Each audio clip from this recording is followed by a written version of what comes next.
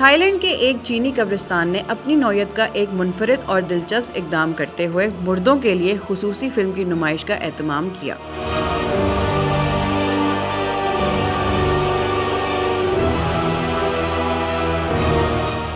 Hindustan times में शाया होने वाली एक रिपोर्ट के मुताबिक मुर्दों के लिए फिल्मी नुमाइश का एहतमाम शुमारी थाईलैंड के सूबे नाखून राचा सीमा के एक चीनी कब्रिस्तान में किया गया, जहां कमोबेश 2800 से ज्यादा कब्रें मौजूद हैं। कब्रिस्तान की इंतजामिया ने एहतियात से खाली कुर्सियों की कतारें सजाई और मरने वालों के लिए एक फिल्म की नुमाइश का इंतजाम किया ताकि मरने के बाद उन्हें भी थोड़ी बहुत तफरीह फराहम हो सके। ये खुसूसी तकरीब 2 से 6 जून तक मुनक्किद हुई। इस कब्रिस्तान में मौजूद कब्रें ज्यादातर चीन के उन लोगों की औलादों की हैं जो थाईलैंड में आबाद होने के लिए मुंतकिल हुए थे। रिपोर्ट के मुताबिक इस ओपन एयर फिल्म शो के दौरान कब्रिस्तान के अमले के सिर्फ 4 अरकान मौजूद थे, जबकि फिल्में हर रोज शाम 7 बजे से लेकर आधी रात तक दिखाई जाती थी। कब्रिस्तान के अमले ने एक शानदार दावत का एहतमाम भी किया था, जहां गैर मामूली मेहमानों को कागज के बने खानों, मॉडल हाउसेस, गाड़ियों, कपड़ों और रोजमर्रा की जरूरियात से नवाजा गया। इस तकरीब के मुंतजिम सूमचाई के मुताबिक थाईलैंड में बहुत सी चीनी कम्युनिटीज में ये रिवाज है कि वो